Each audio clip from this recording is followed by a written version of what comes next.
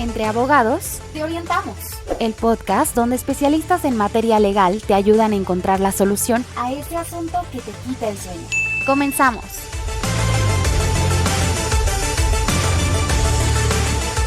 Hola, ¿qué tal? Bienvenidos al podcast Entre abogados te orientamos. Soy el licenciado José Luis Orrante Campuzano. Es nuestro episodio número 27. No se lo pierdan, va a estar muy interesante. Acompáñenos. Hoy contamos con la presencia del licenciado Eric Mena Moreno, abogado por la Escuela Libre de Derecho.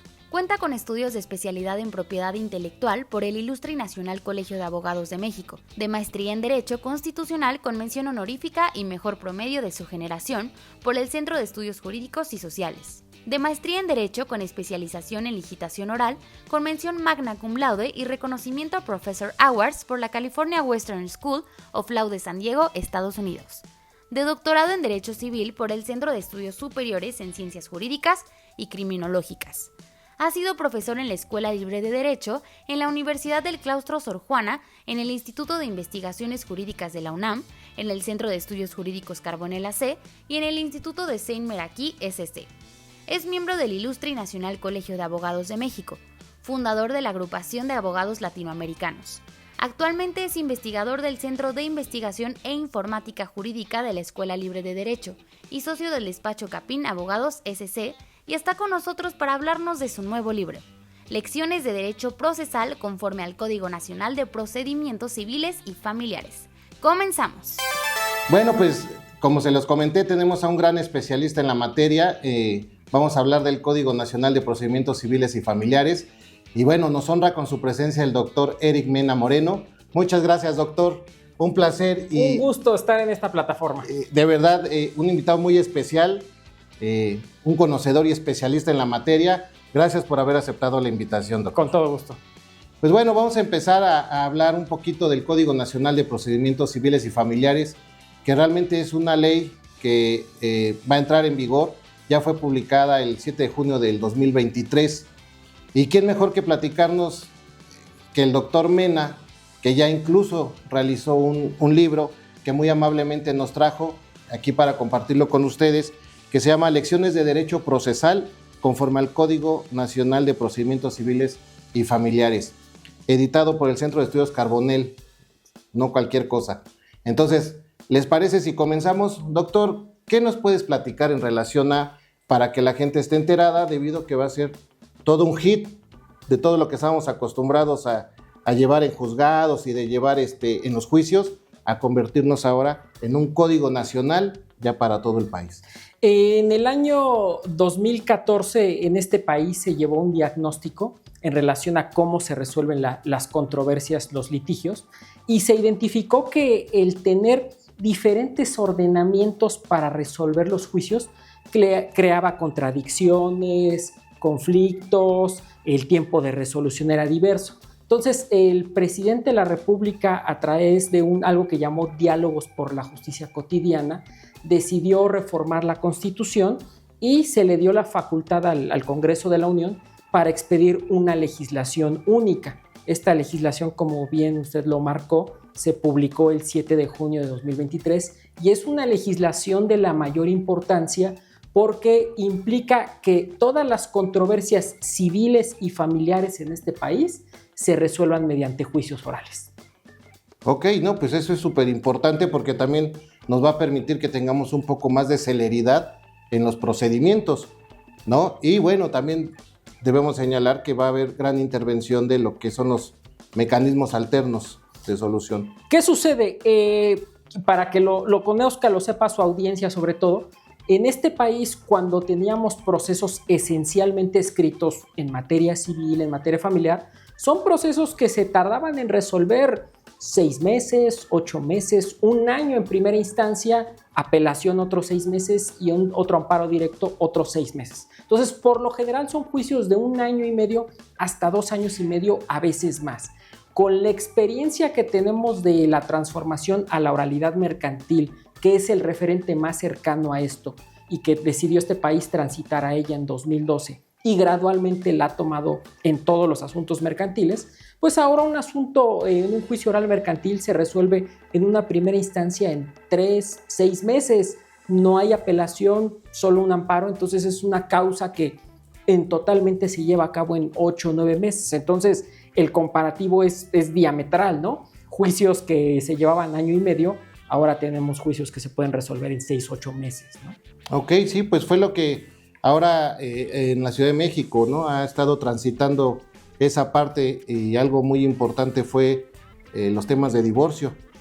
¿Qué sucede también? Esto también, como bien lo advierte usted, impacta a millones de personas porque contra lo que pensaría normalmente la gente, esto que se llama materia civil y materia familiar, englobado en un concepto que se denomina justicia cotidiana, esa que corresponde a todos nosotros, a nuestras cuestiones relacionadas con la familia, con divorcios, con matrimonio, con el pago de pensiones alimenticias, con el cumplimiento de contratos de prestación de servicios, contratos relacionados con inmuebles que compramos, que rentamos, etcétera. Esa justicia cotidiana representa el 70% de las controversias que tienen los tribunales en el país. La gente pensaría que normalmente las controversias están englobadas por la materia penal, por la materia laboral. No, esas son solo el 30%. En realidad, los asuntos de justicia cotidiana son el 70%. Entonces, esta ley impacta a millones de personas porque ese es el gran cúmulo de asuntos que tienen que resolver los tribunales. Sí, efectivamente es lo que habíamos comentado. Por ejemplo, si nuestra audiencia se preguntara ¿y para qué nos va a servir? Sería para economizar tiempos. Es correcto. Por un lado, lo hemos dicho, se aceleran los procesos, pero por el otro lado hay criterios uniformes.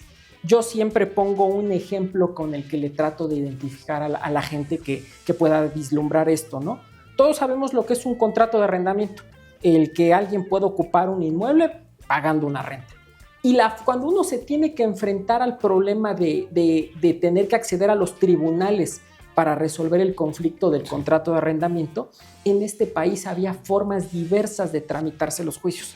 Hay lugares en este país en los que el procedimiento únicamente comprendía el recuperar el inmueble, la posesión, el desocuparlo, pero hay otros tribunales en los que podía yo ahí demandar el tema pues, del pago de la renta, el pago de una garantía, si como consecuencia de ello me afectaron el inmueble, cuestiones accesorias. Entonces, un mismo tema se resolvía diferente. Ahora esta ley viene a uniformar la forma de solución de las controversias civiles y de las controversias familiares. De la misma manera se va a resolver el conflicto en Tijuana que en Cancún, para tener dos referentes de los dos extremos, por ejemplo, del país, ¿no?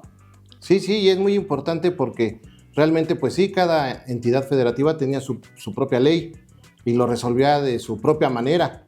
Entonces, unificar criterios también va a ser muy benéfico para todo el país y sobre todo para la gente que está inmiscuida en alguna situación, un conflicto o bien, ¿no? Cualquier situación que se presente, porque no siempre es un conflicto. Es correcto. También sabemos que hay temas voluntarios, ¿no? De jurisdicción voluntaria y todo eso.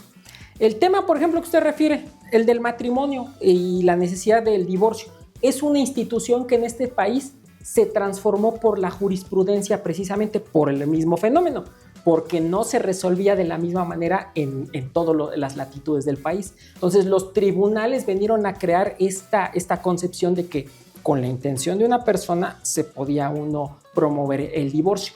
Este código viene a establecer ahora dos vías fundamentalmente, por ejemplo, para divorciarse. Si las personas están de común acuerdo los dos en divorciarse, van a presentar un proceso que se llama divorcio bilateral, que implica, vean muy rápidamente, una petición escrita en la que van a acompañar su acta de matrimonio, sus actas de nacimiento, una propuesta de convenio.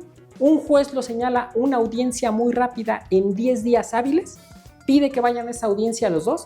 Si ahí ratifican nuevamente la intención de divorciarse, en ese momento en una audiencia oral los divorcia, causa firmeza la sentencia, ya no es irrecurrible, les entrega en ese momento un oficio para inscribir en el registro civil y si hubo una donación de inmuebles, en ese mismo momento también el juez gira un oficio al registro público para hacer la anotación de ese acto traslativo. Es decir, se busca concentrar los procesos, hacerlos ágiles y dinámicos. Ok, no, pues eso es súper importante. Tomen nota. que tomen nota nuestros queridos seguidores, porque realmente es muy bueno. Bueno, se pasó muy rápido el tiempo, vamos a ir a un pequeño corte comercial. Doctor, ¿te parece si regresamos con la otra forma de divorcio? Esta fue la bilateral, la otra forma para que todos sepamos cómo se tiene que tramitar y qué se tiene que hacer. Lo platicamos. Ok, vamos a escuchar a nuestros queridos patrocinadores y continuamos.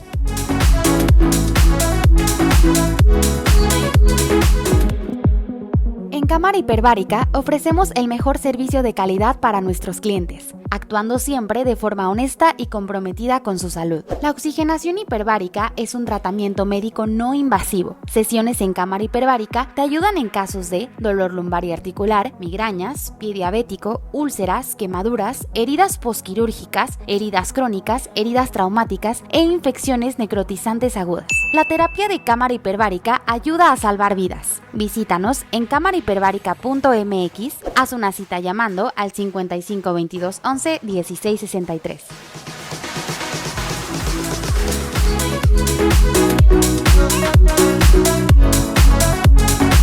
Bueno, pues continuamos con este gran tema que es el Código Nacional de Procedimientos Civiles y Familiares, y qué mejor que tener una obra ya existente, porque realmente es nuevo el tema, que del doctor Mena. Los invito para que puedan conseguirlo, lo lean y si gustan después incluso lo discutamos. Doctor, pues nos quedamos en el tema de la tramitología del divorcio. Nos hablabas del bilateral. Para nuestros queridos amigos que nos siguen, ¿cuál sería la otra forma que me imagino ha de ser la de controversia, la de vamos ahora sí a enfrentarnos? Correcto. Nada más para cerrar la idea, en este bilateral les platiqué la opción con un juez, pero también se puede divorciar, y es una gran novedad del código, o con un notario, si están de común acuerdo, o en el registro civil, pero en un proceso más ágil. Ese día van, se presentan, les levantan un acta y ese mismo momento quedan divorciados. Ahora, con controversia, el que tradicionalmente y muchas personas identifican en este país como unilateral o incausado, porque ya no requiero acreditar algo que lo justifique. Como el código establece juicios orales, para inclusive las controversias familiares, se va a tramitar en un juicio oral. Vamos a presentar una demanda escrita, novedad del código, también puede ser oral. Voy con un funcionario judicial y me va a levantar una comparecencia a la demanda. Okay. En ese mismo momento, si es oral, admite. En ese mismo momento, si pedí medidas cautelares, cuestiones relacionadas con alimentos provisionales, una guarda y custodia, un régimen de visitas y convivencias, lo otorga. Emplaza a la otra parte en un plazo muy concreto, 9 días hábiles para contestar la demanda. Se da vista con la contestación y inicia la fase de 2 audiencias que tiene el proceso.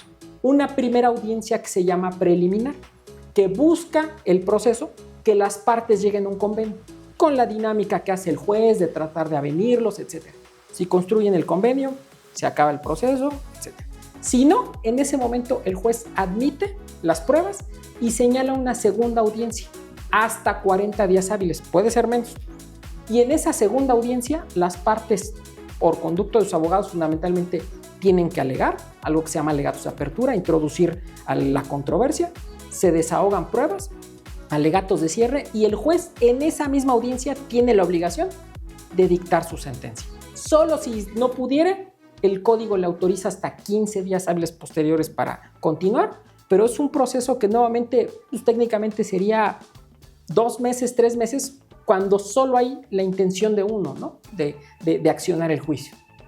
No, pues eso es una noticia magnífica para todos nuestros queridos seguidores, porque pues realmente se acortan los plazos, pero también los trámites. Es correcto. También los trámites, porque pues sí, sabemos que actualmente se puede resolver el divorcio como sucede primero, y después entra el tema de que los alimentos, de los bienes, ¿no? En el caso de la sociedad conyugal, y bueno, todos los dimes y diretes que se puedan presentar en la controversia. Cuando tenemos procesos esencialmente escritos como teníamos antes de este código en materia civil y familiar, podía pasar el fenómeno de que el juzgador señalara fechas de audiencias y eso va dilatando el proceso. 2, el que ahora el código trae un imperativo para los jueces y es tienen que resolver la controversia. Entonces no se vale el que, como lo decías bien, el que yo deje de lado ciertas cosas que pueden ser inherentes, ¿no? Como ese tema de los alimentos, de la custodia. Es decir, ya no nada más me quedo con el tema del divorcio, de la disolución del vínculo. Tengo que resolver todo aquello que sea inherente. E inclusive el código también muy novedosamente establece medidas cautelares que el juez puede decretar para proteger a la familia, para inhibir fenómenos de violencia. En el tema de alimentos, por ejemplo, hay un artículo del código que dice que el juez puede decretar que cuando se ha incumplido por 60 días continuos o discontinuos con la obligación alimentaria, podría decretar medidas como congelamiento de cuentas bancarias, embargo de bienes, inscribir en el registro de deudores morosos. Si los sujetos son extranjeros, darle vista al Instituto Nacional de Migración para que no se le permita la salida del país, darle vista al Ministerio Público si considera que se incumplió un delito. Entonces, es una norma que le da muchas herramientas al juez para resolver la controversia. No, y eso es excelente. Eso es excelente porque, bueno, en el tema de alimentos, de guardia y custodia, pues sabemos cada tema que, híjole, ¿no? La verdad, y que a veces, pues, se resolvía, pero no de una manera adecuada, o lo evadían, o cualquier cosa, ¿no? Cuando, pues, aquí yo, en una opinión muy, muy personal, digo, está bien, se resolvió el divorcio, la disolución del vínculo, ya estamos divorciados, incluso antes que una pensión. Claro. Entonces, era más importante el divorcio, por así decirlo, que incluso el bienestar de los menores, ¿no? ¿Por qué? Porque pelean que no, que sí, que con esta cantidad es suficiente. No, con esta cantidad no lo es. No, pero es que yo digo que sí porque X, ¿no? Siempre le dejamos el tema al hombre. No siempre ocurre, se los aclaro, se los digo porque sí, no, siempre dicen, no, hay casos al revés, ¿no? Que quien tiene que otorgar los alimentos, pues es la mamá. Pero, o sea, al final era dejar a los niños por un lado, ¿no? Claro. Aparte de ya vivir la separación, de vivir ciertas consecuencias económicas, psicológicas, pues bueno, ¿no? Seguir en ese tema y bueno, doctor, ¿qué va a pasar con el tema que sabíamos que el juez mandaba llamar a los niños? ¿Cómo se va a seguir manejando esa situación? Quiero que sepan que tienen un trato preferencial a los menores, porque cuando hablan de esa situación es que el juez puede hablar con ellos, híjole, ya piensan que no sé qué va a suceder. No, los jueces deben de estar preparados, de estar conscientes. Muchas veces están en presencia de otra autoridad, puede ser el Ministerio Público, puede ser un trabajador social. Es que todas esas dudas tienen las personas cuando dicen, claro. Es que, ¿cómo que mi hijo tiene que ir a hablar con el juez? Pero no saben todo el contexto, vaya, de quién va a estar presente, cómo, qué tiene que haber una persona de la confianza del niño presente. Todo eso nos podrías orientar para que nuestro querido público lo sepa. Con todo gusto. Este es un código, una norma que se vio enriquecida además por dos fenómenos. Uno, por los criterios judiciales de los tribunales que recepcionó el código y que ahora forman parte del mismo. Y dos, los derechos humanos. En el mismo código se hace una mención importante a que las controversias y sobre todo controversias familiares y controversias en que estén de por medio niñas, niños y adolescentes tengan que tener esa consideración. De hecho, el código establece en uno de sus primeros artículos, en el artículo 5, que el juez, cuando advierta que sea parte en un proceso una persona que se reconozca con una situación de vulnerabilidad, el código nos define quiénes son: niñas, niños, adolescentes, personas con discapacidad, personas que encuentren una situación precaria, puede hacer dos cosas el juez: ajustar el procedimiento sin romper con la igualdad procesal o suplir inclusive sus planteamientos de derecho. En el caso concreto de los niños, se incorporó en el código como un principio rector al interés superior de la niñez. Y dos, en el caso de las intervenciones de las audiencias, se estableció puntualmente esto que platicas, la manera de cómo debe de proceder el juez, efectivamente en una audiencia sin que la diligencia sea invasiva, con la asistencia de especialistas. El código desarrolla quiénes son todos esos especialistas que nos pueden orientar en el proceso. Viene a complementar mucho de lo que ya existe en la Ley General de Niños, Niños y Adolescentes, reconociéndose la importancia, el valor que tiene que los infantes participen en los procesos, pero respetando sus derechos fundamentales. No, pues eso es muy importante que ustedes lo sepan para que realmente busquen a un especialista. Este tema va a ser muy nuevo, va a ser muy innovador, va a haber pocos especialistas de momento, ¿no? Bueno, aquí tenemos a uno y de los mejores. Entonces yo los invito a que, como siempre se los digo y se los repetiré siempre, busquen al especialista para que los orienten y los lleven por buen camino, y sobre todo porque de por medio pues están los intereses, yo siempre lo diré, pues primordialmente de los niños, y bueno, de ahí vienen ya las demás personas en situación de vulnerabilidad, o incluso pues como son las personas de la tercera edad, que también ya hemos hablado hasta de alimentos para personas de la tercera edad. Ok, pues bueno, vamos a un corte comercial, vamos a escuchar a nuestros patrocinadores y vamos a regresar al podcast para platicar del libro que bien merecido lo tiene esta obra del licenciado Eric. Entonces, vamos y continuamos.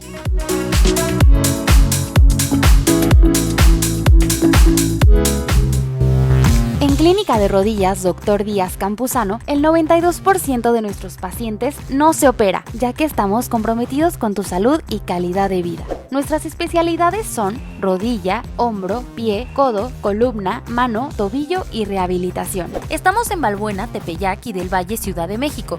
También nos encuentras en Pachuca y Puebla. Síguenos en redes sociales y visítanos en www.clinicaderodillas.com. En Clínica de Rodillas Dr. Díaz Campuzano, brindar un tratamiento acorde a tus necesidades no solo es nuestra meta, es nuestra obligación.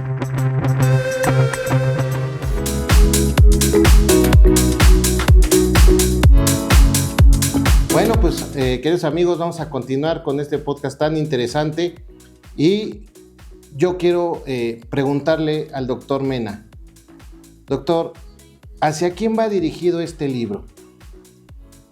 Soy, además de abogado litigante, me dedico a la docencia y durante muchos años me di cuenta de que explicar los juicios y los procesos a estudiantes de licenciatura de Derecho puede ser complicado, ¿no? La verdad es que los juicios es algo muy técnico, literalmente hablando. Entonces, empecé a desarrollar una metodología de enseñanza consistente en elaborar esquemas o diagramas, en la que iba demostrándole al estudiante las etapas y términos de los juicios. Y de esa manera el estudiante entendía cuál es la fase que sigue en un juicio y identificaba los términos que no debía de perder, de atender ya cuando estaba en la vida profesional. Entonces, cuando sale el Código Nacional, repliqué el ejercicio hacia el código. La realidad es que el tema del código no me es ajeno. Desde que inició la reforma constitucional fui invitado en un par de ocasiones por el Senado de la República para aportar algunos elementos.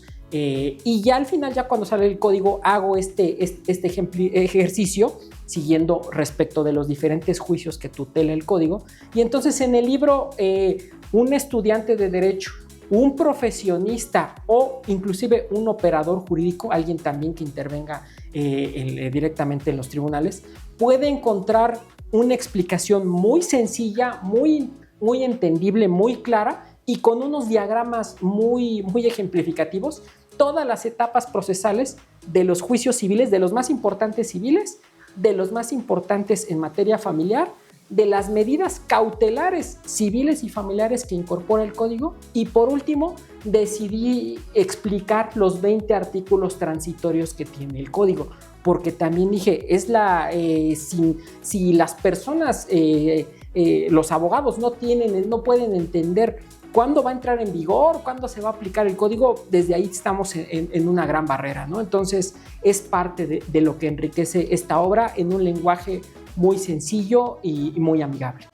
Ok, sí, no, pues Eso está excelente, la verdad, porque pues no requieren a lo mejor un conocimiento técnico, jurídico, las personas para poderlo adquirir y poderlo leer, poderlo analizar, poder ver que realmente, pues, como bien dice el doctor Eric, es muy entendible.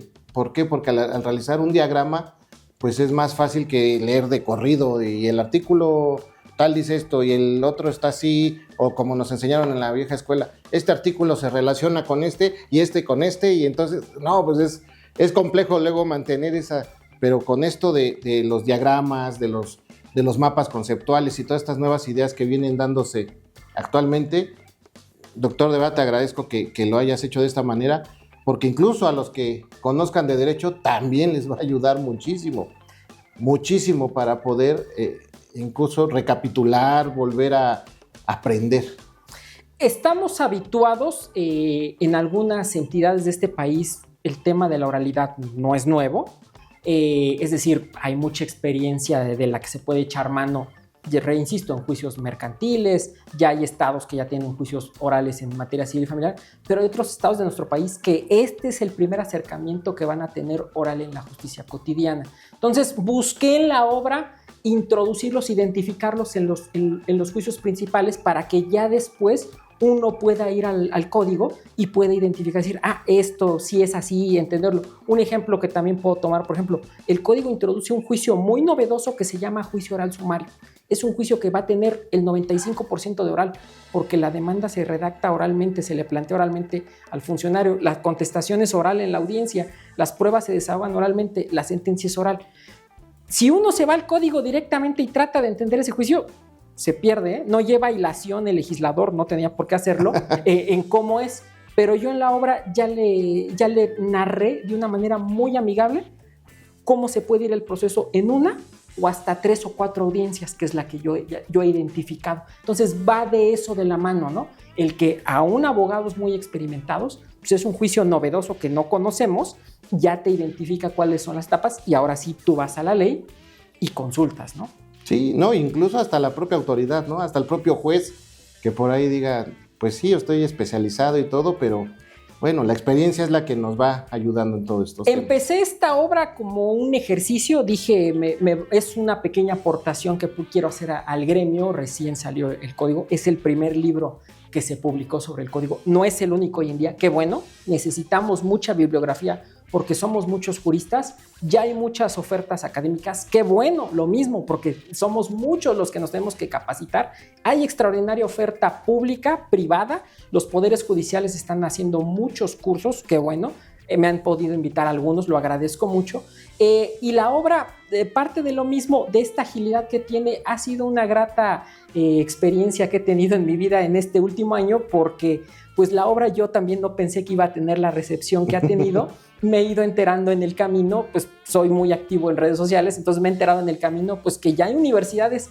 que la utilizan como libro de como texto, bibliografía, ya ¿no? algunos abogados, estudiantes me han explicado, me han mandado mensajes diciéndome, pues la estoy estudiando para un examen, sé que los operadores jurídicos, tribunales la están sugiriendo en sus propias capacitaciones y también pues en las plataformas, estoy sorprendido, esto sí fue algo que no pensé, es el libro de derecho más vendido en Amazon en estos momentos, es decir, tiene varios meses con esa tendencia, que para mí más que una satisfacción personal que lo tiene evidentemente, es un reflejo de que hay el interés de capacitarse, ¿no? Sí, del claro. gremio, de decir, tengo que buscar recursos y aquí hay uno disponible que puedo utilizar para introducirme, ¿no? Sí, por supuesto. Bueno, pues esa era una de las últimas preguntas. ¿Dónde podemos adquirir la obra? Para que nuestros queridos seguidores sepan y no se lo pierdan.